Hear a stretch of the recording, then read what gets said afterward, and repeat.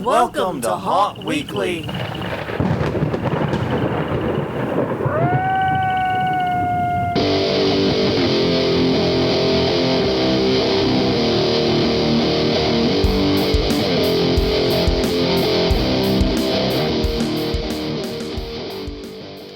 Hello, everyone. I'm Jonathan. I'm Crystal. And this is Haunt Weekly, a weekly podcast for the haunted attraction, haunted entertainment community. Whether you're an actor, owner, or just plain aficionado, we aim to be a podcast for you. And we might sound a little different this week. Yes, this goes underneath housekeeping. Yes, we will be doing that in just a minute. And we'll be talking, because it also ties into the history of Haunt Weekly. It does. So that is actually very apropos that we are going to talk about it in just a minute. But if we sound a little different, it's because we have some new equipment. More details a little bit later in the episode, as we this week will be discussing a little bit about the history of Haunt Weekly, how we got started, and we are going to look back with new eyes, fresh eyes, on a list we haven't checked out in like 5 or 6 years. Yeah. And in many, many years, as we talk about the ideas we had when we started the podcast, and some of the things that we had to do at the time. This is going to be a very podcast-oriented one. If that's not your thing, I understand. That's not something we do a lot of around here. But feel free to check out other episodes at hauntweekly.com. We're also Haunt Weekly on Twitter, Haunt Weekly on Facebook, youtube.com/hauntweekly is a great place to check out every episode we have ever done. And of course, you can also find us wherever your podcasts are distributed. Basically, let's start off with the work we did for our haunt. We actually did something. Yes, we did some things. Yay. And this one was really funny. It sounds very unimpressive, but it actually was. Yeah. We removed a wall.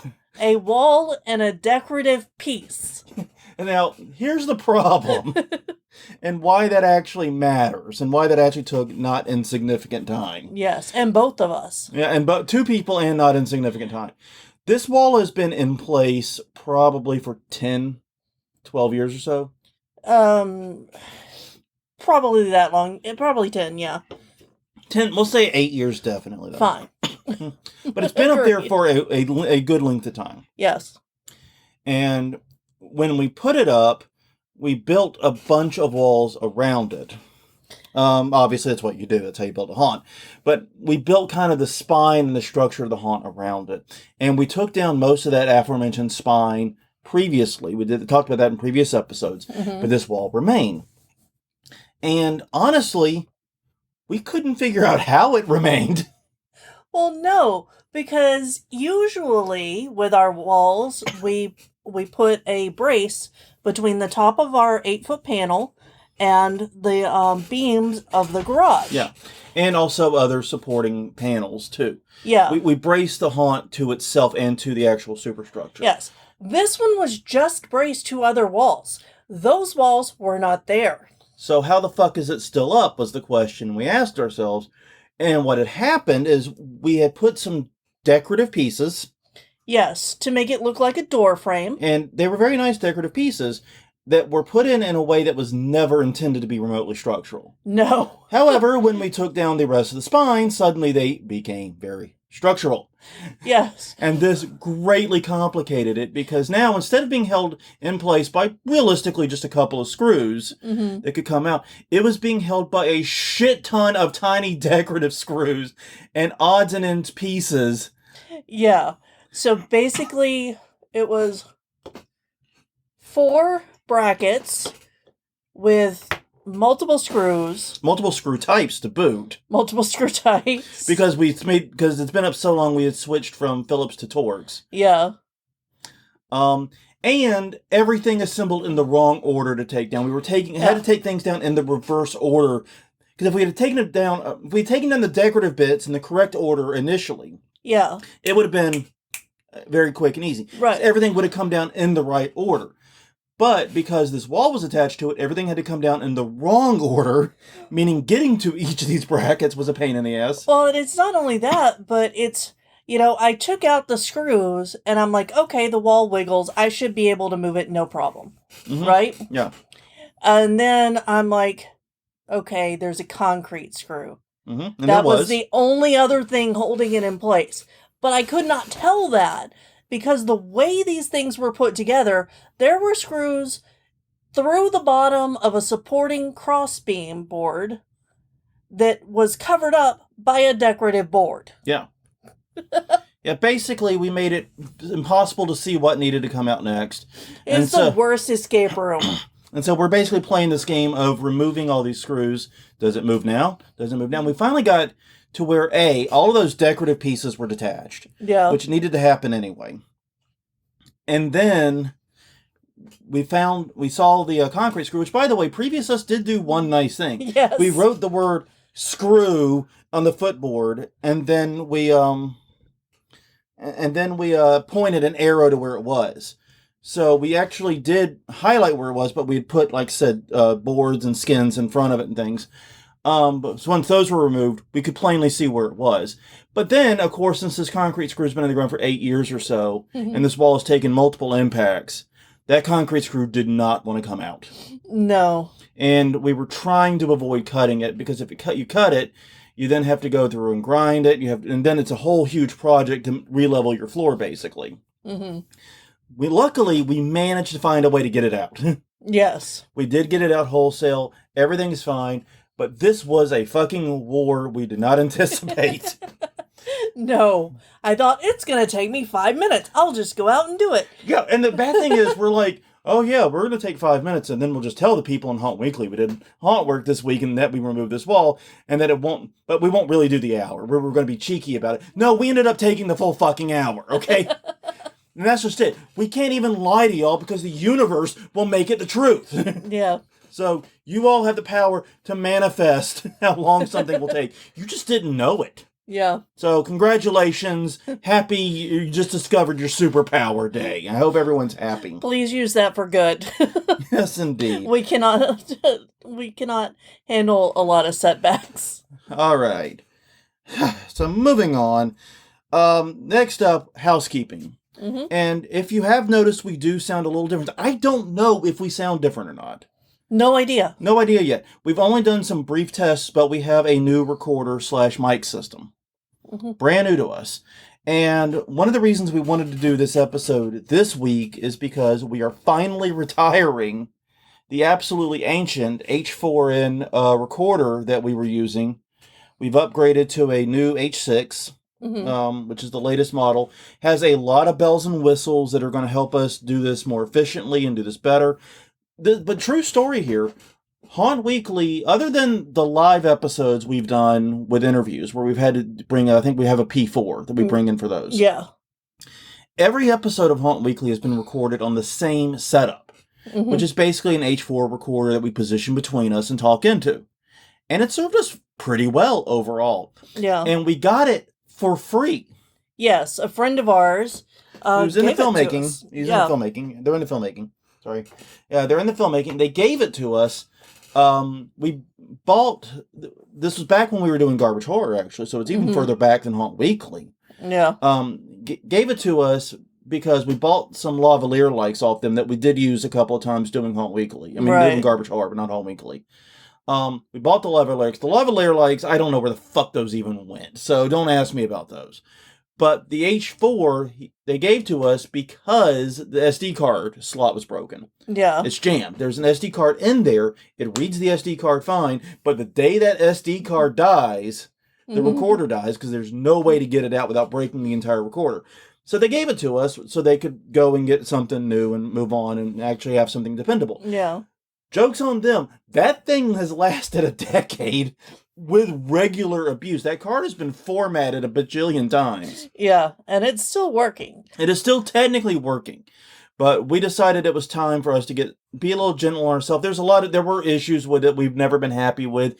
It's difficult to record on. The screen on it sucks. Yeah. Orange. Not even orange. It doesn't even have the backlight when you're on. Like this one, I can actually see what we're doing on the screen because even though right now we don't have a tripod mount for it, so I can't read it actively, it's a lit screen. Yes. So while right now the setup is not ideal, we're having to use a temporary setup to record. Hopefully this recorder will allow us to do things more efficiently and better. And we can also use it as a substitute for the P4 that we had, because basically we can record it on just one device, even when we do live episodes. Yay! That's the hope. That's the dream. Like I said, right now it's literally positioned on a ring box to give it elevation from the table and help it record. But we will be getting a actual proper desk tripod for it, a few other things. I've done tests with it. I know that it works reasonably well, but I'm going to be curious to see what the finished product sounds like. Hopefully pretty good, because we're not recording a backup. Well, I can tell you it is recording. Okay? Yes. So, yeah, basically this should be better quality in the long run, even if this episode is not better. Let us know, though, if the quality is better, if it's worse, whatever. I will be eager to find out. But yeah, that's part of the reason why we're feeling a bit nostalgic. The retirement of the H4. This is the perfect time for us to look back, and we will, in a little bit, be talking about the early weeks of Haunt Weekly and evaluating how we think we did. Yeah. Compared to our notes. But first things first, every week we ask a question of the weekend. Last week we asked a question of you. What is the most scared you've actually been in a haunt without actual physical danger, ideally? Some highlighted answers. Here we go. Steve Riley said Horror Find Weekend in Townsend, MD, July 2005. They even have the day down and everything. Yeah, I know. Must be a heck of a scare. They set up a small haunt in one of the small banquet rooms that was actually pretty good. Torrin, a small framed kid, came out roaring low and from a low position. I screamed like a little girl. You know, we have been big advocates of changing the height of the attack. Yeah. Coming down low, coming in high. That's a good example. Mel June Yates, a friend of ours, said, grab from behind on both arms. My knee-jerk reaction is to throw elbows, so I guess we were both startled. If they did not warn you that they were going to grab, then that is totally fair. I'm sorry to any haunter that got elbowed in that. But you should warn that if you're going to do full contact haunt. Yeah, that's on them. And I have a feeling, knowing her, that they did not warn. Yeah. All right, Shalisa Muleburger. Another friend of the haunt. Yes. Another friend of the show. Always get triggered with blackout rooms. I feel trapped, and it's not a fun scare for me. I also don't like being stopped from moving forward. Same reasons. I'm lucky to have Derek in those situations because he helps me calm down. I think it comes from life experiences and from seeing how fast a scene can go up in flames. Yeah, I don't like blackout rooms either. I get frustrated by them rather than scared. I don't like the feeling of not making progress, which is why running on a treadmill also is probably not for me. Yeah. But yeah, so I do get some of that. You also would do well, I think, with an Ellie. She actually posted a comment. I didn't include it. Talking about the time, though, someone tried to block her path, and she just recited the speech they gave us on the way in, saying that if we touch an actor, we will go to jail. Yeah. Yeah, I know which haunt she's talking about, and yeah, there is a time that having Karen's superpowers is useful, too. Reggie Wood said, I don't get scared, really, but Buried Alive at Erebus was the most uncomfortable experience I've had. Yeah, if you don't like claustrophobia, any of those Buried Alive simulators are going to be rough. For me, I wanted to take a nap because I found them very relaxing and soothing. Maybe I should try casket sleeping. Well, the one that I knew about has sold, so I'll have to find you a different one.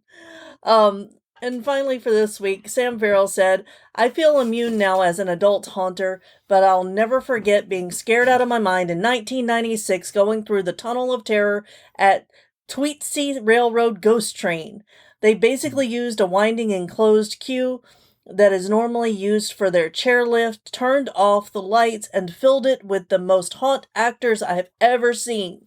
Unfortunately, I don't think they have that attraction anymore. From 1996 to today? Probably not. That's almost 30 years ago, as I am reluctant to remind myself. Yeah, and I actually do remember a fear trigger, as I couldn't think of one last week. Okay. And it's going to be stupid. Okay, go for it, though. I mean, stupid isn't always bad. So, it was at Ripley's, believe it or not, haunted house in San Antonio. Okay. and it was the bridge that you had to walk over, like the little beam Oh with yeah, the infinity mirror underneath to make it look like you were walking on a little yeah. board. Like, I have a real issue with heights. Yeah, and not well. Actually, it's not with you. It's not heights. Heights is kind of a strong way to phrase it. I know from experience that you can be in high places. Like for Yeah, example, I took you to Chimney Rock, North Carolina, and on Chimney Rock, which is a very high point, you were hunky dory. yeah, You were looking out over the mountains like a yes, like Jack Sparrow on a. yes. My feet were on solid ground. But the issue is when you feel like your feet are not on solid grounds, like on the glass elevator at that art museum we went to, or Yeah, glass or staircases you can see through the metal grating, things like that gets it. So it's the yeah, combination of height plus transparent floor that gets you. yeah, And I totally understand that. Like I said, I have the bizarre fear not of height, but of climbing. yeah. I've realized now once I get up there, I'm You're fine. great. Yeah, I'm Jeff Hardy on top of the ladder. I'm a little mouse trying to get up it. Yeah, I've always been able to climb up Mhm. because I'm not looking down. Well, then that's just it. I think we need to find a way to combine our powers because if you can like get up the ladder and I can somehow take over at the top of it, we're fine. We have a full functioning person. Ladder climbing human being between the two of us. I just have no idea how to make this work. Like the shittiest version of the Wonder Twins. Yeah. All right. Well, on that note, it is an even number episode, so we get to do our conference reminders. But first, we have to ask this dang it, question you're right. of the week. Sorry. That's okay. I Yeah, threw you off. You did. So this week's question of the week directly ties into how we got started and what this podcast is about. How do you start new large projects? Apparently I just YOLO it. I have learned that I have no issue with long-term commitments. Yeah. That is something I've learned because you and I have been together 25 years. Mm-hmm. We've been with Ellie over 10 now. Mm-hmm. We've been doing The Haunt since 2005. We've been doing Haunt Weekly now for 442 episodes. Do the fucking math on how long that is. Yeah. I mean, even things like, remember when Pokemon Go was big? Yeah. I did Pokemon Go all the way until level 40. Passed it. Well, that was when the 40 was the level cap. Yeah, but you still played it. For a day or two. I didn't play it much longer after. Because that's the other thing is I also can drop things super quickly if I find out they're toxic or if I find out they're harmful to me. Yeah. I can pick up and drop very quickly. But like things that I enjoy, things that enrich my life, things that I like doing, I can do forever, it seems. Yeah. And I just don't know how that is. So I just YOLO, man. Now, I do think that, and we'll get into how we planned to do Haunt Weekly, because there was more planning involved than just YOLOing it. That is true, yeah. Because we weren't sure we would have the stamina to do this every week. Right. So we'll get into that in a few minutes. And I think for me, I tend to plan a little bit more. I like to know where the goal is. And then I can make up all the steps to get there, but I need to know what the goal is. Well, and that's just it. I'm a planner in most things in life, but when it comes to starting a potentially long-term project, I'm not. Yeah. I tend just to do it, and as things develop, see if it, you know what I mean? Yeah, well, and this is something that comes out as a difference between you and I when we play video games. Mm-hmm. Because you 100% things. Yep. You go and you look for all the little nooks and crannies and all the little treasures to be found, and I get to the end of the game. And then if I really enjoyed it, then I'll go back and look for those things, if it's possible. All right. Well, yeah, how do you start new projects? What's your thing? Let us know. HauntWeekly.com, HauntWeekly on Twitter, HauntWeekly on Facebook, and YouTube.com/HauntWeekly. Okay, now it's an even number episode. We have to do conference reminders. Crystal, please kick us off. Right. June 7th through the 9th, it is Midwest Haunters Convention at Rosemont, Illinois, at the Donald E. Stevens Convention Center. Meet the people behind 13 Chicago Haunts. Haunt tours featuring Disturbia, Evil on Erie, Nile Scream Park, and 13th Floor. Another haunt tour featuring Hell's Gate. MidwestHauntersConvention.com for the latest. All right, if you happen to be going to Midwest Haunters Convention, check out the Haunters Against Hate Luncheon, June 7th.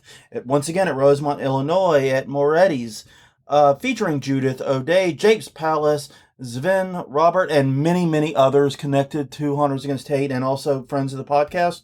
Tickets are $50 and limited. More details available at the Haunters Against Hate Facebook page. Yes, and I did see there are still a few seats available. Yes. So get on that. We want them sold out. They have been mostly sold out. Yeah. I know, but now let's finish the job. Yeah. All right. Texas Haunters Convention. July. No, one before. Sorry, you had highlighted it. Sorry. Michigan Haunt Fest. How about that? That's better. June 21st through the 23rd in Munith, Michigan. It'll be at the Oaks Campground. Demos and make and takes, Saturday raffles, and costuming and makeup classes. MichiganHauntFest.weebly.com. All right, then it's Texas Haunters Convention, July 13th and the 14th at Mesquite, Texas, at the Mesquite Convention Center, featuring a trade show floor, a haunt tour with Dark Hour, and a game night. Ooh, bring Crokinole.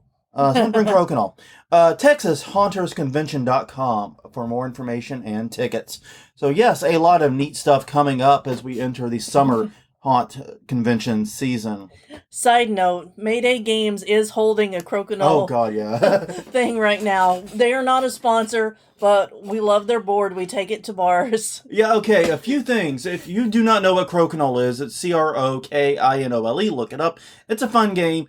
It is very popular in Canada. I know we have a lot of Canadians who listen to Haunt Weekly, so they're like, well, of course we know what Crokinole is. Yeah. To the Americans out there that haven't heard of it. Jesus Christ, we're trying to spread the gospel here. Yeah, look up some YouTube videos. It's a lot of fun, and as you said, Mayday Games has a Kickstarter going on. The board is $99 plus, I think, $40 shipping, and trust me, that is a fucking steal. Yeah, it's beautiful. And it's a beautiful board. We play on it regularly. We also have one from crokinole.ca that's 3 times the price. Very, very nice board, but we are scared to do things with it because it is so beautiful and so so well done. But this one we can take to bars. It comes with a bag. Seriously, it's a great board. If you want to learn to play Crokinole, this is your opportunity. Mayday Games, they've done a lot of these and they've all turned out great. I have no idea how we got on a fucking Crokinole sidetrack. Because you mentioned the game night at at Texas you Haunters. said bring it. Somebody bring Crokinole. Yes. Yeah, and I do think it's a great idea. If you also be thinking about a table you're going to play it on. Because it is large. It is a large board. I'm not going to hide that fact. We have found one table at 2 separate bars that we can play it on, and that's it. And we do have one that we own, but unfortunately that table is at permanent residency at... Behind us. Behind us, yeah. As my YouTube table. That's right. Yes, it was at the store. Now it's back here. That's right. We swapped out. I remember now. Okay, so going back to the beginning, finally. Now that we're 20 minutes into this episode. That's about right. That sounds about right, Gus. Keeping the tradition alive. But in 2015, we started having conversations about doing a podcast. Now, we'd had the domain Haunt Weekly for quite some time at this point. Right. We had an original plan for that we were going to do a YouTube channel where we would do weekly haunt projects and things like that. Yeah, I wanted to do tutorials, basically. Yeah. But here's the thing. We had experience doing YouTube videos. We did a YouTube channel called Garbage Horror where we reviewed low-budget horror movies. We had a blast doing it. Yeah. We still talk about the memories. We still drive past a park not too far from our house, and we refer to it as Cottontail Park. Because when we did the review for the movie Cottontail, we came up with the idea for the intro, and basically I'm rolling around with a stuffed bunny, stabbing it with a comically oversized fake knife, and people are coming out of their house looking at us like, what the fuck are those two weirdos? And you're just there videoing. Well, yeah, because we had to get it before they called the cops. I mean, and before the sun went down too. We were fighting both sun and cops coming. We ended up getting the shot, and it was a lot of fun. But we had a great time doing it. But we realized very quickly that the schedule we set for ourselves was not sustainable. Yeah. Because basically we only had one evening off per week, and our entire weekends were Mm-hmm. dedicated to doing these videos between shooting, editing, uploading, everything. It was a mess, and we realized it wasn't sustainable. So we became worried that we wouldn't have the energy to do a weekly podcast. Mm-hmm.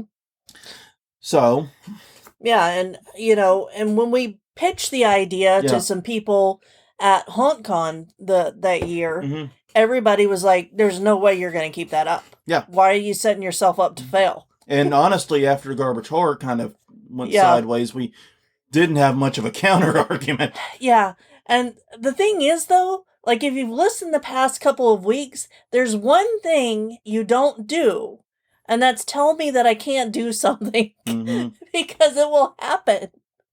It will happen. Yeah. So, but we did take a smart approach. We had run blogs Mhm. and websites on our own. You Yeah. had been on podcasts before. Yep. I had actually done a podcast called the Copyright 2.0 Show. It ran weekly for, I think, 3 or 4 years. Yeah. And that ran into issues not because of me, but because co-hosts became a problem. That show really needs a co-host, and finding a reliable co-host just became impossible. Ran through a couple at the very end. Couldn't find anyone who could do it weekly. Mm-hmm. Gave up. Yeah. And I just sort of gave up. I still want to get back into doing that podcast. And that's one of the other reasons why I think getting this recorder is a good idea, is if I do get an idea to do it. Mm-hmm. But it needs a co-host, and it needs someone who doesn't sit around and talk to me all day about the stuff. This isn't like Haunt Weekly where we're just like reveling in the same thing. This is an informational thing. I need someone who's an outside perspective to ask questions. Yeah.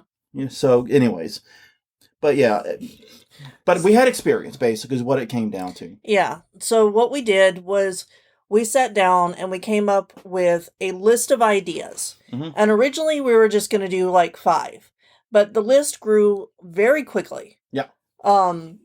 And I think I didn't count, but I think it's over 100. Oh yeah, we ended up And this with, is just the initial list. yeah, this was not the list we kept adding to. We actually have a chat now where we keep haunt ideas for Haunt Weekly. Yeah. So we've moved it. We haven't really looked at this list in, like I said, many, many years. Yeah. Yeah, at least 2. Yeah. So basically, we're going to take a look at the first 12 of those, Mm-hmm. since doing the full list would not be practical with the time we have, and see kind of if we did them and how well we did if we did do them. That said, though, you did highlight that we also had a to-do list. Yeah, and actually, I did not update the notes. okay. We're not doing the first 12 ideas. Okay. And we'll get into why in a minute. All right. But sorry about that. That's Sorry. on me. That's. But anyways, But we are talking about some of the ideas. We'll talk about some of the initial ideas we had. Yeah. How's that? Yeah. But anyways, we did have a to-do list, and the to-do list was largely directed at me, running the more technical side of things. And the to-do list had 4 things. Yes. One was create logos, which we did using Canva. Yeah. Props to Canva. We've talked about Canva a lot on the show. Mm-hmm. I do think every haunted attraction / small business owner should at least be aware of what Canva is and what it does. Yeah, and basically it is, if you can't afford or don't need the power of real design editing tools, Or hiring a graphic designer. or hiring a graphic designer, you don't know how to graphic design, it provides templates. Again, not a sponsor. We just use them. Yeah, and I do have graphic design experience. I come from a graphic design background. I do too. And you do too. And we still use it mostly as a time saver. Yeah. The second item was to set up social media, which on Weekly on Twitter, on Weekly on Facebook. On you've the heard list, this it's so cute because we listed every one of them. like we needed a list. The third was to create the WordPress site. Yeah. Oops. That ended up not working. No. Because our original plan, God help us, this was so naive at the time, was we would set up a WordPress site with PodPress Mm-hmm. and just sort of roll our own.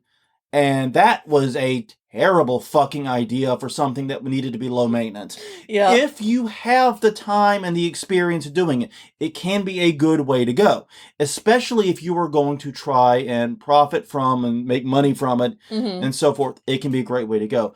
But basically, it never worked. No. So item number 4 was find podcast hosting. Yeah. And our podcast host now is Buzzsprout. But we have actually bounced around podcast host a fair amount. I think we started at Podbean. Yeah. But the cost started going up as listeners started coming on. And so we found a host that shall not be named because fuck these assholes. They promised us unlimited podcast hosting. And then we got too big for them. And here's the thing. We're not crazy big. No, not at all. The thing is, we do have a large number of episodes. So even if each episode only gets a few downloads per week, it can be fairly significant. But they basically kicked us off. Well, they gave us an offer. They said, you can either fuck off, or you can now pay something like $200 a month in hosting fees. Yeah. And that was not feasible. This podcast has never been a moneymaker. We have never made a penny off of it. Even when we had and maintained the store, we never made a dime. Never really sought to. Not our goal, not our objective. But we also can't really sink that much money per month into just hosting. Yeah. Now, Buzzsprout, we have been overall very happy with. There's been a few niggles here and there.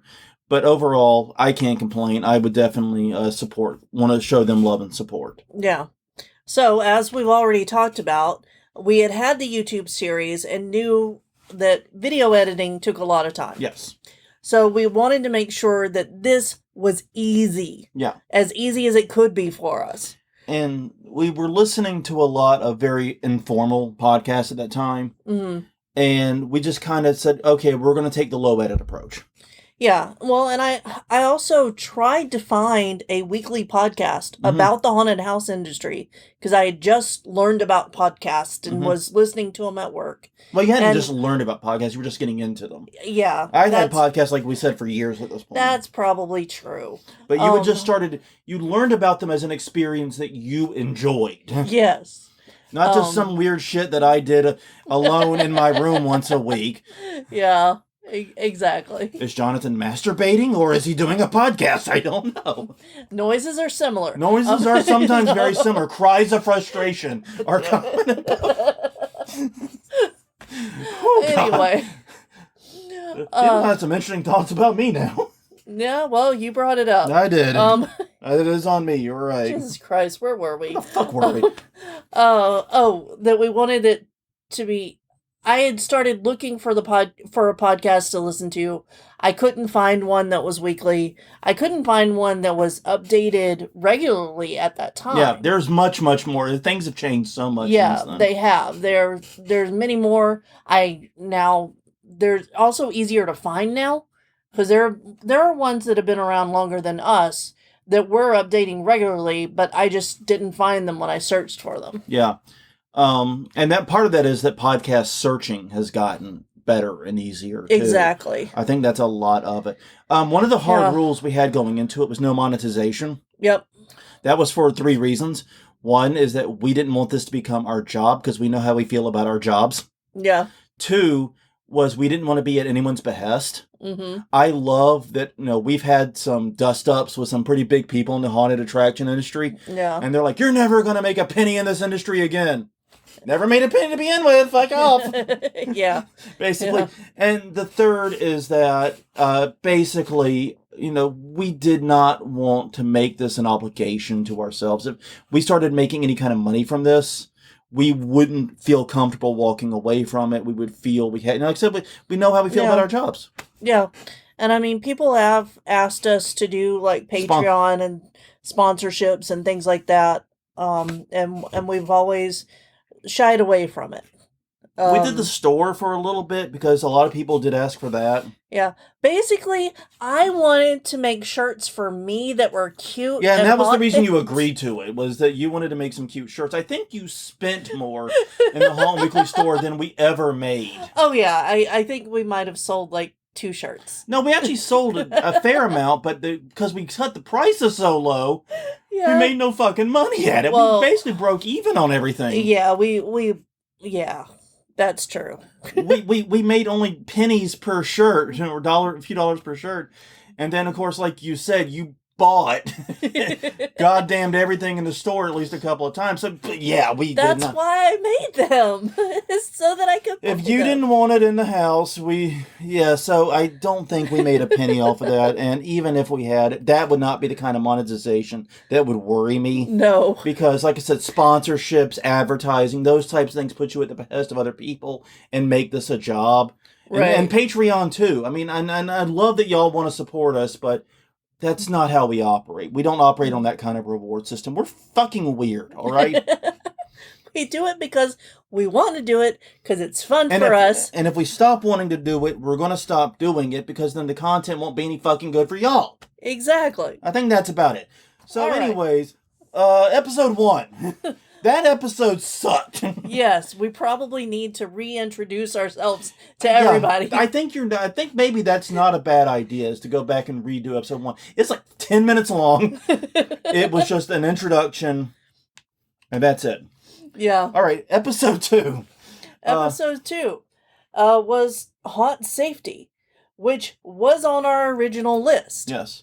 And I think we did okay with it. It probably needs updating. Yes, it definitely needs updating. It was like years ago. But whenever... So I think that we intentionally picked this, and I think that you pushed for it to be first, so that you could go back to that safety first. Yeah, no, all the time. I did. No, there is no, I think you might have done that. No, I absolutely 100% did that. No, because I wanted to say we are safety first, so after our introductions, the first thing we talked about is safety. Yeah. Yeah, absolutely 100%. I did that on purpose. Yeah. Episode 3 was basic home construction. It was actually first on the list, but like you said, we picked to go safety first. This one, we did all right. I mean... No. You could tell I went back and listened to a little bit of it. You could still tell we were getting our format down and getting our patter down. Yeah, and that's true for all of these to a degree. Yeah, it's new. You know, you don't judge a new restaurant on the first meal they serve. Some assholes do, and fuck those people, honestly. Some assholes also go to haunts on opening night and then talk about it. We try very hard to avoid that. I know. But it's often not possible. Yeah, it's often with our schedules not possible. And we do give caveats that it was opening night. And we know the types of jitters that happen on opening nights, and we actually don't talk about those if they happen. Yeah. Anyway, episode 4 was the news. And, okay, I remember this conversation early on. Yeah. Because we initially were going to do news as a segment every episode. Yeah, that seems crazy now. And we didn't do it because when we were crafting the show notes, we realized, there might not be news every week. Yeah. Like a month, even in the off season, you kind of spread out the possibility that something will happen. There's still some months where jack shit fuck all happens, I admit it. But it's much more rare for it not to happen over a month than it is a week. Yeah. So that was one. And the second is we realized the news can be kind of dry and dull. Even haunted attraction news. And so making this just like a 10-minute thing you had to sit through to get to whatever interesting thing we were going to talk about seemed kind of mean. So it's like, we'll separate the news out. We'll do it felt like we had to do it. Yeah. It felt important to do it. And then, so we decided we would just do it every 4 episodes. And if nothing happened, initially we said we would just skip the news and say, hey, not a lot of news happened. We'll roll it into the next month.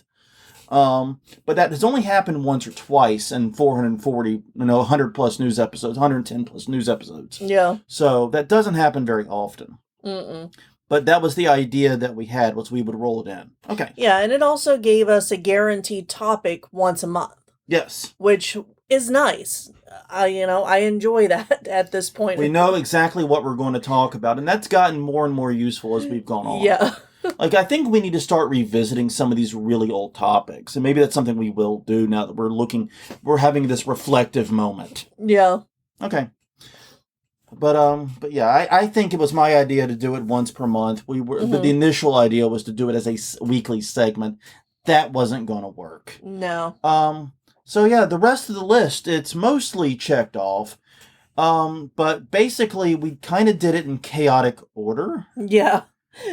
Because if you go back and listen to those first episodes, it was, we should do an episode on this. And then it would immediately be added to the list somewhere randomly while we were recording. Yeah. Because one of the things we I've talked about occasionally, is that we use Google Docs very, very heavily Yeah. in this.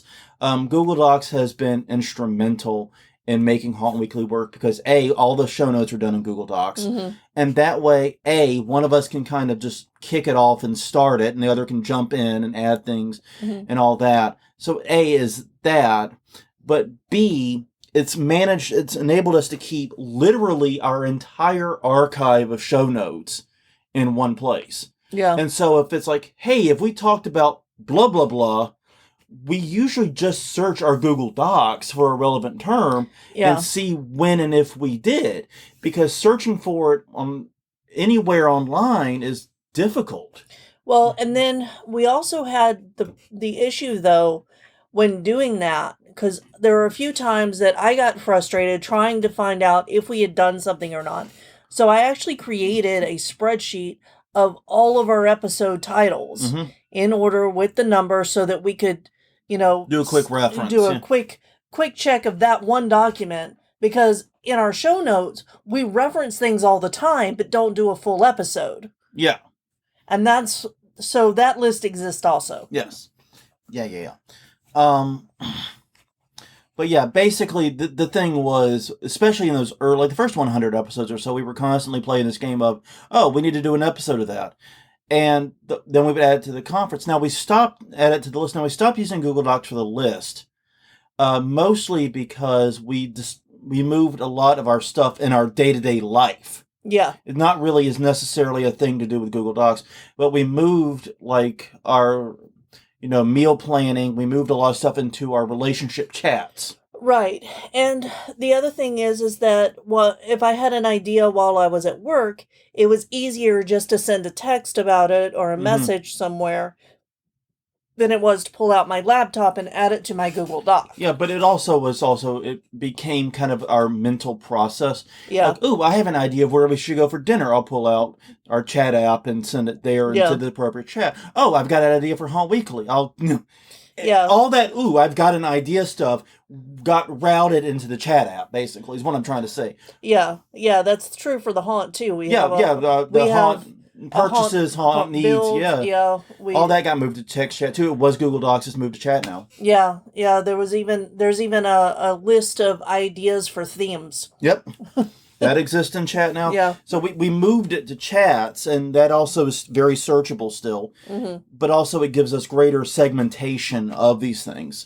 So now, for example, we have a separate chat for Haunt Weekly, what we call Haunt Links, which is the news stuff. Right. That's when people say, well, where do you do the news stuff? Well, a lot of it is we just pull it out of a Telegram chat. Yeah. And then if we have an idea, well, that's a separate chat. Yeah. And that's made life so much easier for us in terms of just getting those short things across. The young people around us are horrified about how many chats we have and how segmented our chats are. Our little triad, I think, has almost 20 chats. Yeah. Everything from events that are coming up we may or may not want to do. And that's to discuss if we want to put them on the Google Calendar, because of course we're polyamorous. Of course we have Google Calendar. Yes, you have to have calendar game. You're not allowed in the polyamory community if you do not know Google Calendar. Yeah. It is on the quiz. It's on the quiz, man. You got to get 100 on that quiz before you're in. Yeah. So we have like an events chat. We have our health chat for doctor's appointments and things like that. We have that type of stuff. So we have a million things. It just made sense to move this there. Everything to chat got moved there. But anyways, moving on. All right. But I want to note real quick before we move to the next point that haunting ethics was on our list and was high up in our first episodes. And it You ended know, up realistically, I think, being broken apart into a lot of little topics. yeah. But looking back, the main thing that I feel is I feel proud of the people that we were and proud of the people that we've grown into over this time. Yeah. Because it was clear that we wanted to create a space to talk about things that are still important to us today and that are worth talking about and that are, the industry needs. Yeah, looking at Um, that list, women in haunting yeah, was one of the earliest topics we put down on there. Before we ever even thought about making that an interview series, yeah, we had that as a topic we wanted to talk about. Or yeah, because yeah, no, I mean, I know why. I mean, looks yeah, to my left. well, yes, and I don't have the same experience that you have in Hans. No. It was very much a boys' club at the places that we were at. And also the places we would visit and attend. Yeah, and it would just annoy me.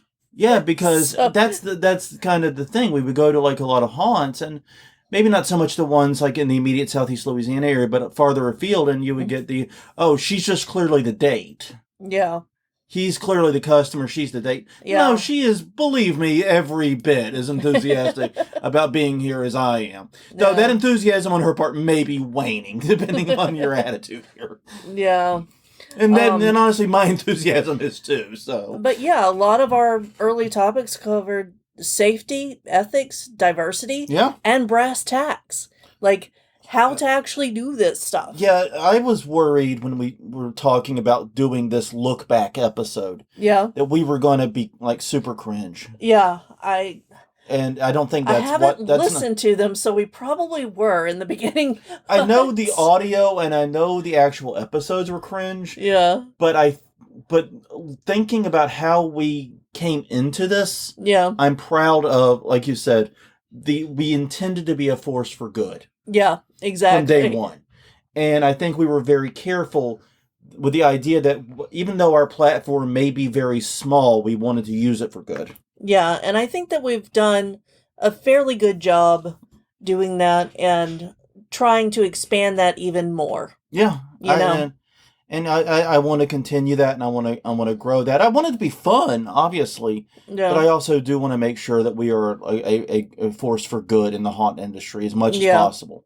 Me too. Now that said, there were some topics on that list we've never done. Yeah, exactly. And maybe we should.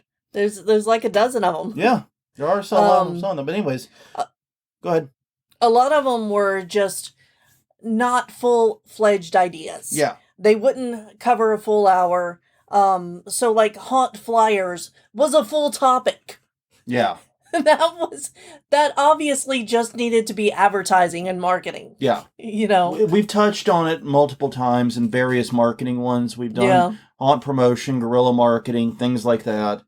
It's been covered multiple times. It's not a full episode. I'm sorry. I mean, if you think it could be a full episode, I actually do have the expertise. I do have, and you do too.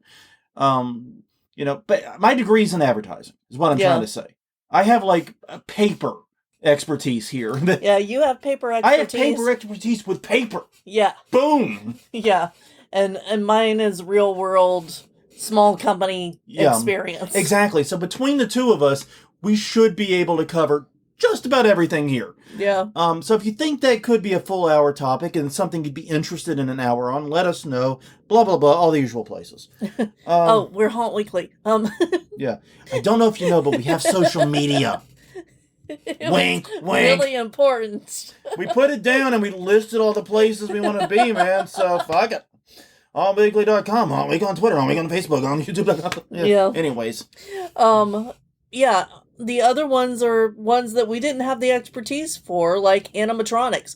We were going to talk about, and in the list, it says animatronics, how they move. Different ways that they move. I don't know why we put that in there. I think we wanted to learn and thought it would be a research project for us. Yeah, and I do want to learn, and I still want to learn more about animatronics, but animatronics are not something we really use. Yeah. And they're not something I think we need to start using. No. It doesn't really fit what we do. And yeah. But I would love to have someone on who can talk about construction types. Like I know there's pneumatic and there's electric motors, and I know Mm-hmm. that there's like different things you can do. Yeah. But I don't. But that's about. I basically gave you my knowledge. That's the Yeah. episode.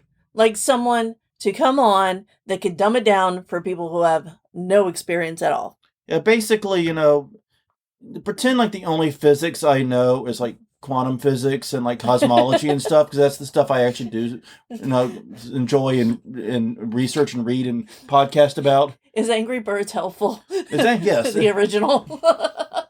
What about that game where you yeet the dummy down the stairs to get the maximum damage? Or the worms. Oh yeah, the worms game, worms Armageddon. Yeah, Yeah. is that useful? Okay. So yeah, but we don't have the expertise in that. That never came about, and probably never will unless someone comes out of the woodwork who wants to talk about it for an hour. Yeah, and only a few times have we started an idea and it just didn't go anywhere. I think a couple of times I know that I've started in-depth dives for the Christmas episode, and like 3/4 of the way through it, found where we had done that episode already. That is aggravating. We had the one episode we were going to do about a video game. Yeah. And then found out they literally published a Nazi game. Yeah. Previously. Unabashed, unashamed, actual Nazi game. That was quite surprising to learn. Yeah. And we learned that as we were literally cleaning up and just getting a few background character things about them. We had the entire episode written and ready to go, and that was like literally we were minutes away from the studio, basically. Yeah. So you got to read studio. Yeah. Meaning my office, but you know what I mean. Yeah. Shut the fuck up. So y'all got a Redux episode that week, and because of Nazis. Because Nazis. They ruin everything. Yes, they do. But there was one episode in there that we didn't do that I don't know why we haven't done. I just haven't sat down and done the in-depth dive. Yeah, we wanted to do Legends of Child Behavior Management. Yeah. I guess is the best way to phrase that. Yeah. Because basically, there's a Tiger Lilies album called Shock-Headed Peter. Mm-hmm. And the album is realistically nothing but a musical, air quotes, retelling of German fables and fairy tales that are fucked up. That were meant to make kids be better. Yeah. Behave better. Yeah, not be better, behave better. Don't fidget at the table because you'll stab yourself with all the silverware. Don't suck your thumb because a guy with giant scissors is going to come out and cut your thumbs off, and you won't be able to clap. Your hands will be like little flippers, and it'll be sad. Stuff like that. I mean, it's really messed up stuff. And I remember listening to that album the first time, not realizing the context.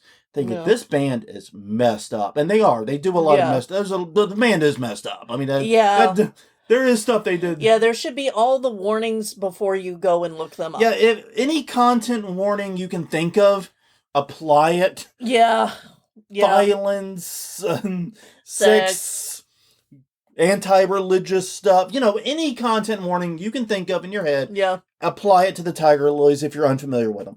And go into it with that. But I remember listening to this album thinking, wow, that band is really messed up. I thought that was like the most messed up they'd been. Yeah. And then to find out they didn't come up with any of it on their own. No.